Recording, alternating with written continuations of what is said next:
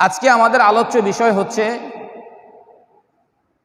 কুরবানির ইতিহাস তথা কুরবানি কখন থেকে শুরু হয়েছে এবং পৃথিবীর মধ্যে সর্বপ্রথম কুরবানি কারা করেছিল, এই বিষয় নিয়ে আজকে আমরা আলোচনা করব ইনশাআল্লাহ। প্রিয় ভাইরা আমার, প্রতি বছরের ন্যায় এবারও আমাদের মাঝে সাড়া দিচ্ছে, আমাদেরকে ডাকছে সেই ত্যাগের মহামান্বিত যে শিক্ষা, যে বিধান, পবিত্র কুরবানি। এই জন্য আমাদের আজকের আলোচ্য বিষয় নির্ধারণ করা হয়েছে কুরবানির ইতিহাস। কুরবানি শব্দটা আরবি কুরবুন শব্দ থেকে আসছে। কুরবুন শব্দের অর্থ হলো নিকটবর্তী। কুরবুন শব্দটা অর্থ হচ্ছে নিকটবর্তী। কুরবানিকে কুরবানি এই কারণেই বলা হয়, কারণ এই কুরবানির মাধ্যমে বান্দা তার মহান রবের নিকটবর্তী হয়ে যায়। কুরবানির মাধ্যমে বান্দা আল্লাহ তাআলা সান্নিধ্য চলে যায়। আর পরিভাষায় কুরবানি বলা হয় নির্দিষ্ট দিনে নির্দিষ্ট সময়ে মহান আল্লাহ তাআলার নামে নির্দিষ্ট পশুকে জবাই করা, নির্দিষ্ট পশুকে উৎসর্গ করা। পারিভাষিক এবং শাব্দিক অর্থর মধ্যে সব জিনিসের পরিচয় পাওয়া যায় না। বিভিন্ন জিনিস আছে যেটার কাজকর্মের মধ্যে তার পরিচয় ফুটে ওঠে, খুঁজে পাওয়া যায়। যাই হোক প্রিয় ভাইয়েরা আমার, পৃথিবীর সর্বপ্রথম মানব, সর্বপ্রথম নবী হযরতে আদম আলা নবিয়িনা আলাইহিস সালাতু ওয়াস সালাম, আল্লাহ তাআলা তাকে দুনিয়ার মধ্যে প্রেরণ করেছিলেন। দুনিয়ার মধ্যে তখন কোনো মানুষ ছিল না। আল্লাহ তাআলা হযরতে আদম আলাইহিস সালাতু ওয়াস সালামকে পৃথিবীর এক কোণে এবং হযরতে হাওয়া আলাইহিস সালাতু ওয়াস সালামকে আর এক কোণে তিনি পাঠালেন। এবং তারা উভয়ে যখন কান্নাকাটি শুরু করলো, তখন আল্লাহ তাআলা তাদেরকে আবার মিলিত করে দিলেন। মিলিত করার ফলে তারা দুনিয়ার মধ্যে চাষাবাদ শুরু করলেন। এবং আমরা দুনিয়ায় যেভাবে জীবন যাপন করছি, ঠিক তাদের জীবন যাপন ওইরূপ ছিল। আমাদের যেমন সন্তান আদি হয়ে থাকে, তাদেরও সন্তান আদি হয়েছিল। ওই সময় অন্য কোনো মানুষ তো ছিল না।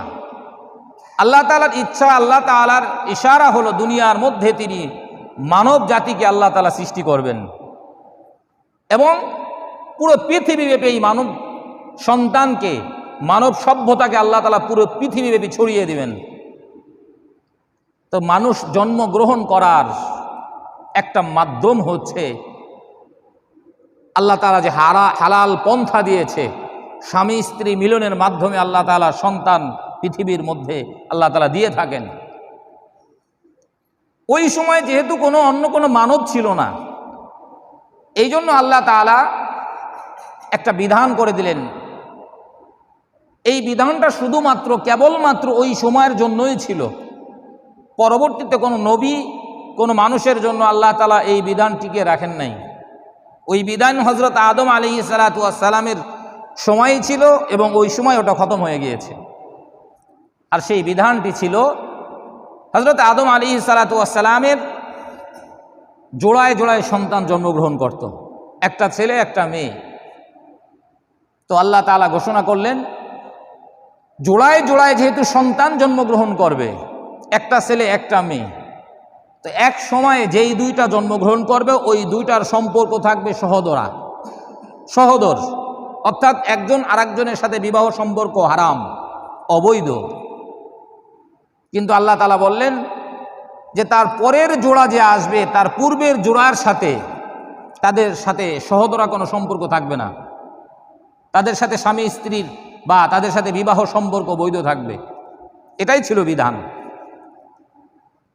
প্রিয় ভাইয়েরা আমার, হযরত আদম আলাইহিস সালাতু ওয়াস সালাম এর সন্তানদের মধ্যে একজন সন্তান ছিলেন কাবিল। তার সঙ্গে তার এক বোন দুনিয়ার মধ্যে আগমন করলেন, যেহেতু যমজ সন্তান জন্মগ্রহণ করত। এই কাবিলের সাথে যেই মেয়ে সন্তান জন্মগ্রহণ করেছিল সেই মেয়েটি অত্যন্ত সুশ্রী, খুব সুন্দরী ছিল। কিন্তু তার পরের যেই জোড়া সন্তান জন্মগ্রহণ করেছিল হাবিল, এই হাবিলের সঙ্গে একটা সন্তান জন্মগ্রহণ করলেন, যেটা অত্যন্ত কুৎসিত এবং বিশ্রী ছিল, চেহারা বেশি ভালো ছিল না। কিন্তু আল্লাহ তাআলার বিধান তো প্রথম যেই সন্তানরা আসবে তাদের আপন দুইজনের মধ্যে বিবাহ সম্পর্ক হারাম, কিন্তু পরের যেই সন্তানরা এসেছে তাদের সাথে আবার বিবাহ সম্পর্ক বৈধ ছিল। এই জন্য হাবিলের সাথে কাবিলের সঙ্গে যেই সন্তানের জন্মগ্রহণ হয়েছিল তার বিবাহ সম্পর্ক বৈধ, এবং কাবিলের সঙ্গে হাবিলের সাথে যেই সন্তান জন্মগ্রহণ করেছিল তার সন্তান তাদের বিবাহ সম্পর্ক বৈধ। কিন্তু প্রিয় ভাইয়েরা আমার, কাবিল সেটা মানতে পারল না। কাবিল বললেন যে না, আমি এটা মানি না, আমার সঙ্গে তো অত্যন্ত সুশ্রী সুন্দরী রমণী আমার সাথে জন্মগ্রহণ করেছে, আমি তাকেই বিবাহ করব। আমি আমার পরের ছোট ভাইয়ের সাথে যে জন্মগ্রহণ করেছে আমি তাকে বিবাহ করব না, কারণ তার চেহারা বেশি ভালো না। হ্যাঁ, আল্লাহর বিধানকে সে অস্বীকার করল, আল্লাহর বিধানকে অস্বীকার করল। প্রিয় ভাইয়েরা আমার, আল্লাহ তাআলা সমাধান নিজেই দিয়ে দিলেন। আল্লাহ তাআলা বলেন যে তোমরা তোমাদের উপার্জিত অর্থ, তোমরা যে কাজ করো, তোমরা যে উপার্জন করো, সেখান থেকে কিছু অর্থ তোমরা আল্লাহর রাস্তায় কুরবানি করো। যার কুরবানি কবুল হবে সেই এই সুশ্রী সুন্দরী মেয়েকে বিবাহ করতে পারবে। আর যদি কুরবানি দুজনের কারোটাই কবুল না হয়, তাহলে আমার যে পূর্বের বিধান আছে সেটাই বহাল থাকবে। হ্যাঁ, আল্লাহ, প্রিয় ভাইরা আমার, কাবিল তখন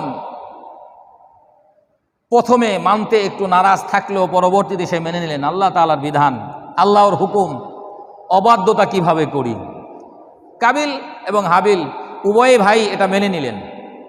মেনে নেওয়ার পরে হাবিল সে কিছু পশু পালন করত, রাখালি ছিল, কিছু পশু পালন করত। সে পশু জবাই করল। আর কাবিল যে ছিল সে খেতে কাজ করত, সে কিন্তু খাদ্যশস্য সে আল্লাহর রাস্তায় কুরবানি করার জন্য প্রস্তুত করলো। তখনকার বিধান ছিল যে কুরবানি করবে সেই বস্তুকে পাহাড়ের চূড়ায় রেখে আসতে হবে। যেই বস্তুকে আল্লাহ তাআলা তার রহমত দ্বারা আল্লাহ তাআলা যাকে কবুল করবেন, সেটাকে একটা আগুনের একটা এসে ওটাকে ধ্বংস করে দিত, নষ্ট করে দিত। তখন বোঝা যেত যারটা নষ্ট হয়েছে, ধ্বংস হয়েছে, তার কুরবানি কবুল হয়েছে। আর যার যেই জিনিস রেখে আসছিল সেইটা যদি ওই ভস্য না করত, নষ্ট না হইতো, তাহলে তার কুরবানি কবুল হয় নাই, এটা মনে করা হতো। প্রিয় ভাইয়েরা আমার, তারা উভয় কুরবানি করার জন্য প্রস্তুতি গ্রহণ করলো এবং আল্লাহ তাআলা হাবিলের কুরবানিকে আল্লাহ তাআলা কবুল করে নিলেন। হাবিল তো শুরু থেকেই আল্লাহ তাআলার বিধানের পক্ষে ছিল, কিন্তু কাবিল তো পক্ষে ছিল না। আল্লাহ তাআলা হাবিলের কুরবানিকে কবুল করলেন। এখন যখন একজনের কুরবানিকে আল্লাহ তাআলা কবুল করলো আর একজনের কুরবানিকে আল্লাহ তাআলা কবুল করলো না, তখন উভয়ের মধ্যে একটা গ্যাঞ্জাম বেঁধে যায় না? হ্যাঁ, শুরু থেকেই তো সে এমনি বদমেজাজি, শুরু থেকেই সে মানতেছিল না। এখন যখন তার কুরবানিও কবুল হয় নাই, তখন তার মন মেজাজ আরো খারাপ হয়ে গেছে। আল্লাহ তাআলা পবিত্র কুরআনুল কারীমের মধ্যে এই সমস্ত ঘটনাবলী উল্লেখ করেছেন। এই সমস্ত ঘটনাবলী আল্লাহ তাআলা কোরআনের মধ্যে উল্লেখ করেছেন যাতে করে মানুষ বুঝতে পারে। কোরআনের বিভিন্ন জায়গায় আল্লাহ তাআলা বলেছেন যারা জ্ঞানী তারা বুঝবে, যারা জ্ঞানী তারা বুঝবে, আর যারা জ্ঞানহীন তারা বুঝবে না। জ্ঞানীদের জন্য পবিত্র কোরআন হচ্ছে উপদেশ, কিন্তু যারা জ্ঞানহীন তাদের জন্য পবিত্র কোরআন কি নয়? উপদেশ নয়। প্রিয় ভাইয়েরা আমার, আল্লাহ তাআলা পবিত্র কুরআনুল কারীমের মধ্যে সেই ঘটনাটা উল্লেখ করে দিয়েছেন। আল্লাহ তাআলা পবিত্র কুরআনুল কারীমের মধ্যে বলেন, ওয়াতলু আলাইহিম নাবা আবনাই আদম বিল হক ইয ক্বাররাবা কুরবানান ফাতুকুব্বিলা মিন আহাদিহিমা ওয়া লাম ইউতাকাব্বাল মিনাল আখার ক্বালা লা আকতুলান্নাকা ক্বালা ইন্নামা ইয়াতাকাব্বালুল্লাহু মিনাল মুত্তাকিন। আল্লাহ তাআলা রাসূল আকরাম সাল্লাল্লাহু আলাইহি ওয়াসাল্লামকে ঘোষণা করলেন, তাকে নির্দেশ দিয়ে বললেন, ওয়াতলু আলাইহিম নাবা আবনাই আদম বিল হক, তুমি হযরতে আদম আলাইহিস সালাতু ওয়াস সালামের সন্তানদের ঘটনা তোমার উম্মতদের মাঝে বর্ণনা করো যথাযথভাবে তুমি হযরতে আদম আলাইহিস সালাতু ওয়াস সালামের ঘটনাকে তুলে ধরো। এখন প্রশ্ন হইতে পারে, তাহলে কি রাসূল সাল্লাল্লাহু আলাইহি ওয়াসাল্লাম কোনো কিছু বলার ক্ষেত্রে কম বেশি করতেন? কম বেশি করতেন? নাউজুবিল্লাহ, না, করতেন না। কিন্তু যথাযথভাবে বর্ণনা করার কথা কেন বলা হয়েছে? এটা আমাদেরকে শিক্ষা দেওয়ার জন্য। যখন তোমরা কোনো ঘটনা বলবে, তোমরা যখন কোনো কিছু কারো কাছে বলবে, সেটা যথাযথভাবে বলতে হবে, কোনো কিছু বাড়িয়ে কমিয়ে বলা যাবে না। অনেক লেখক আছে না, লেখে, তার লিখনের সৌন্দর্য বাড়ানোর ক্ষেত্রে অনেক কিছু বাড়িয়ে দেয়, আবার অনেক কিছু কমিয়ে দেয়। আবার অনেক সময় দেখা যায় লেখক তার পক্ষের হইলে খুব ভালো করে লেখাজোখা করে, আবার যদি তার বিপক্ষের হয়ে থাকে তাহলে তার খবর আছে, লিখনির মাধ্যমেই তাকে মেরে ফেলবে। এমন ঘটনা দেখা যায় না আমাদের মধ্যে? আল্লাহ, এই জন্য আল্লাহ তাআলা বলেছেন, ওয়াতলু আলাইহিম নাবা আবনাই আদম বিল হক, হে নবী, আপনি হযরতে আদম আলাইহিস সালাতু ওয়াস সালামের সন্তানদের ঘটনা আপনার উম্মতদের মধ্যে যথাযথভাবে বর্ণনা করে দিন, শুনিয়ে দিন। কি ঘটনা আল্লাহ তাআলা বলেন, ইয ক্বাররাবা কুরবানান ফাতুকুব্বিলা মিন আহাদিহিমা ওয়া লাম ইউতাকাব্বাল মিনাল আখার। ইয ক্বাররাবা কুরবানান, তারা দুই ভাই কুরবানি করেছিল। ফাতুকুব্বিলা মিন আহাদিহিমা, একজনের কুরবানিকে আল্লাহ তাআলা কবুল করেছিলেন, ওয়া লাম ইউতাকাব্বাল মিনাল আখার, এবং অন্যজনের কুরবানিকে আল্লাহ তাআলা কবুল করেন নাই। একজনের কুরবানিকে আল্লাহ তাআলা কেন কবুল করেছিলেন? আল্লাহ তাআলা আয়াতের মাধ্যমেও তা বলে দিয়েছেন।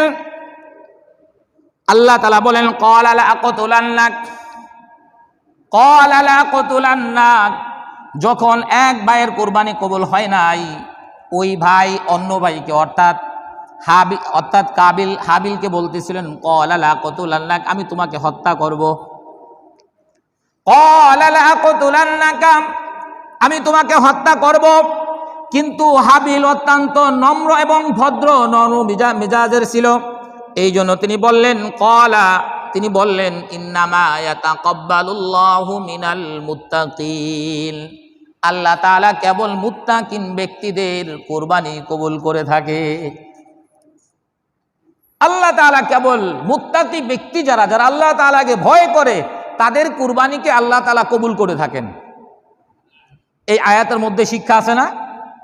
আয়াতের মধ্যে শিক্ষা কি? আপনি অনেক বড় গরু কুরবানি দিলেন, 10 লাখ টাকা দামের বিশাল গরু ক্রয় করে নিয়ে আসছেন, অথবা 5-10টা কিনে নিয়ে আসছেন, ট্রাক ভর্তি করে কুরবানি দিবেন, আপনার কুরবানি কবুল নাও হতে পারে। কারণ ক্বালা ইন্নামা ইয়াতাকাব্বালুল্লাহু মিনাল মুত্তাকিন, মুত্তাকিন যারা আল্লাহ তাআলাকে ভয় করে তাদের কুরবানি আল্লাহ তাআলা কবুল করেন। অন্য কারো যারা দাম্ভিকতার সাথে কুরবানি করে, মানুষ দেখানোর জন্য কুরবানি করে, আল্লাহ তাআলা তাদের কুরবানি কবুল করেন না।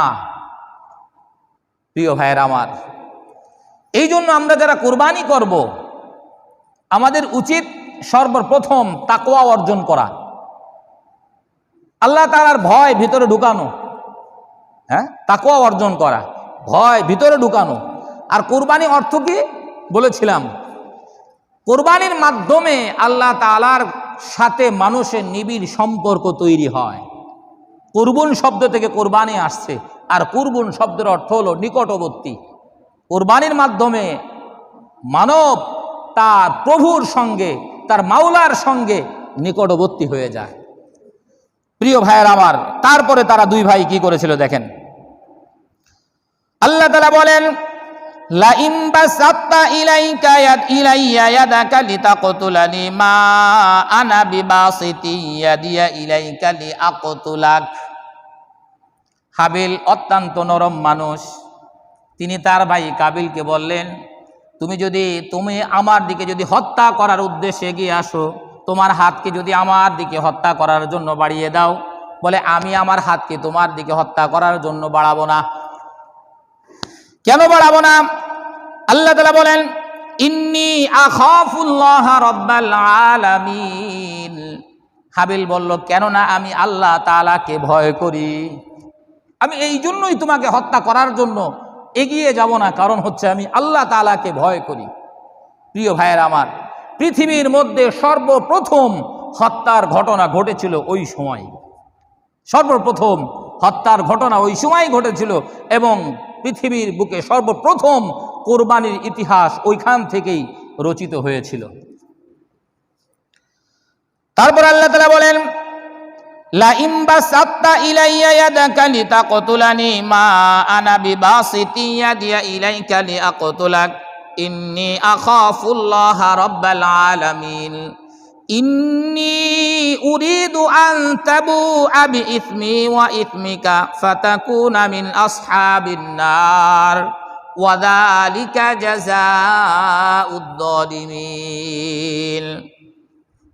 এরপরে হাবিল বলতেছি, ইন্নী উরিদু, আমি ইচ্ছা করি, আমি চাই, ইন্নী উরিদু আন তাবুআ বিইসমি ওয়া ইসমিক, বলে আমার মধ্যে যত গুনাহ আছে এবং তোমার মধ্যে যত গুনাহ আছে সব গুনাহ তোমার মাথার উপরে যায় পড়ুক, আমি এটা চাই। এই জন্য আমি তোমাকে হত্যা করব না। রাসূল আকরাম সাল্লাল্লাহু আলাইহি ওয়াসাল্লাম হাদিসের মধ্যে স্পষ্ট বলে দিয়েছেন, কোন ব্যক্তি যখন কোনো ব্যক্তিকে হত্যা করে, আপোষের মধ্যে যখন মারামারি হয়, কাইজ্জা জুনজাল হয়, একজন যখন আরেকজনকে হত্যা করে, যে মাকতুল অর্থাৎ যে হত্যা হয়েছে তার যত গুনাহ আছে সমস্ত গুনাহগুলোকে ওই হত্যাকারীর আমলনামার মধ্যে দিয়ে দেওয়া হয়। প্রিয় ভাইয়ের আমার, এই জন্য খুব হিসাব নিকাশ করে অন্য ভাইকে হত্যা করার জন্য প্রস্তুতি গ্রহণ করবেন। মারামারি করার ক্ষেত্রে খুব সতর্কতার সাথে এই বিষয়গুলো মাথায় রেখে মারামারি করবেন। আপনার হাতে যদি অন্য কোনো ভাই খুন হয়, তাহলে তার যত বদ আমল আছে, তার যত গুনাহ আছে, সমস্ত গুনাহগুলো আপনার আমলনামার মধ্যে দিয়ে দেওয়া হবে। আল্লাহ তাআলা পবিত্র কোরআনুল কারীমের মধ্যে এটাই বলে দিয়েছেন। প্রিয় ভাইয়ের আমার, বলে ফাতাকুনা মিন আসহাবিন নার, এবং আমি চাই তুমি জাহান্নামের আগুনের মধ্যে জ্বলো, ওয়া যালিকা জাযাউদ যালিমিন, আর এটাই হচ্ছে জালেমদের উত্তম প্রতিদান। যারা জালেম তাদের উত্তম প্রতিদান এটাই যে তারা জাহান্নামে যাবে, তারা জাহান্নামে যাক যারা জালেম। এই জন্য যারা জুলুম করে, যারা জালেম, তাদের এখান থেকে শিক্ষা নেওয়া উচিত।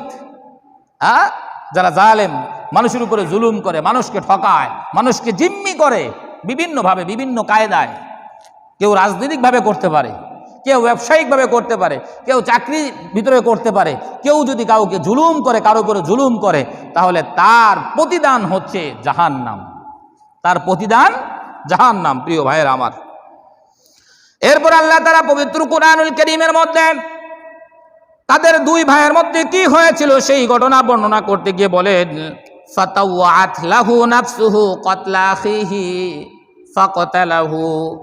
এরপরে কাবিল তার ভাইকে হত্যা করার জন্য তার মনের মধ্যে তার মন্তব্যটাকে প্ররোচিত করলো, তার ভাইকে হত্যা করার জন্য। ফাকতালাহু, এবং সে তার ভাইকে হত্যা করে দিল। ফাআসবাহা মিনাল খাসিরিন, এবং সে ধ্বংসশীলদের অন্তর্ভুক্ত হয়ে গেল।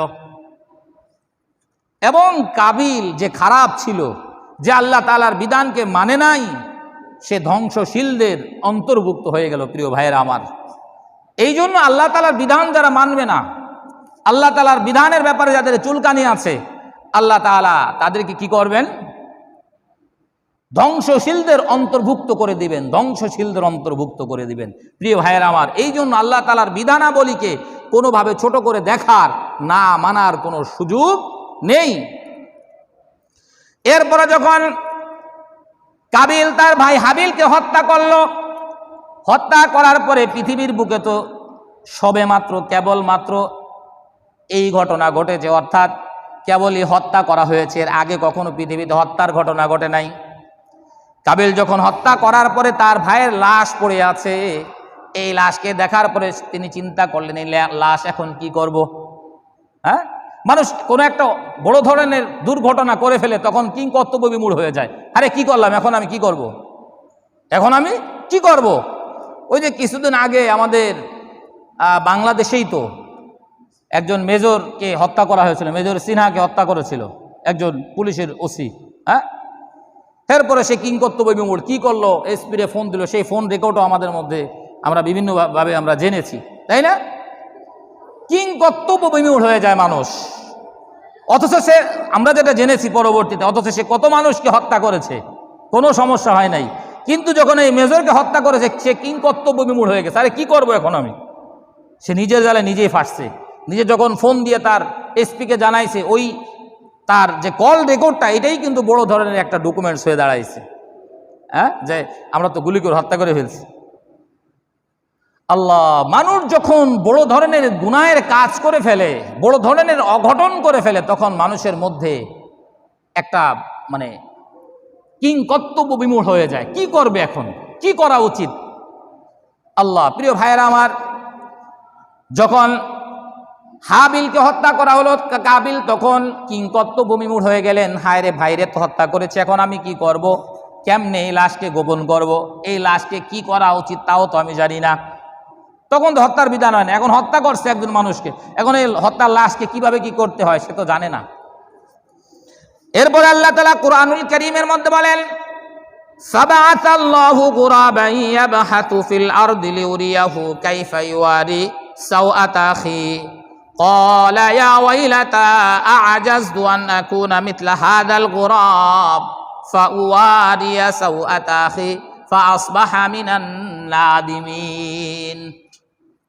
এরপরে আল্লাহ তাআলা একটা কাককে দুনিয়ার মধ্যে পাঠাইলেন, গোরাবান কাক, একটা কাককে আল্লাহ তাআলা দুনিয়ার মধ্যে পাঠাইলেন তাদের সামনে। কাক সে তার মুখ দিয়ে ঠুকরায় ঠুকরায় মাটি খুঁজতেছিল। হ্যাঁ, মাটি খুঁজতেছিল। এরপরে কাবিলের মাথায় ধরছে, হায় রে, এটা তো আল্লাহ তাআলা আমাকে শিখানোর জন্য এমন করছে। এরপরে তিনি লজ্জিত হলেন, হায় রে, আমি কি করলাম, আমি আমার ভাইকে হত্যা করেছি, অথচ এই ভাইকে কি করব আমি জানি না, একটা কাকের থেকে আমার শিক্ষা নেওয়া লাগতেছে।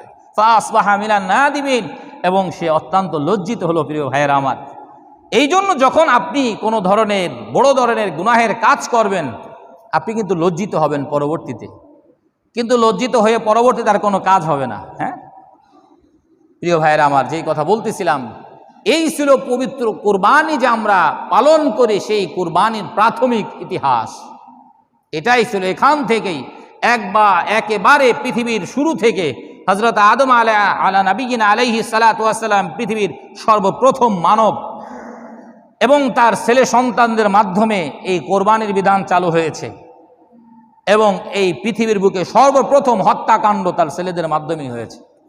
হ্যাঁ, এবং মানুষকে কিভাবে দাফন করতে হবে, মাটির মধ্যে লুকাইতে হবে, এটাও আল্লাহ তাআলা কাকের মাধ্যমে তাদেরকে জানিয়ে দিয়েছে।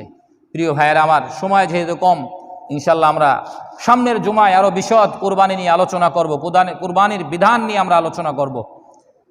আল্লাহ তাআলা আমাদের সঠিকভাবে সঠিক নিয়মে কুরবানি করার তৌফিক দান করুন। সকলে বলে আমিন।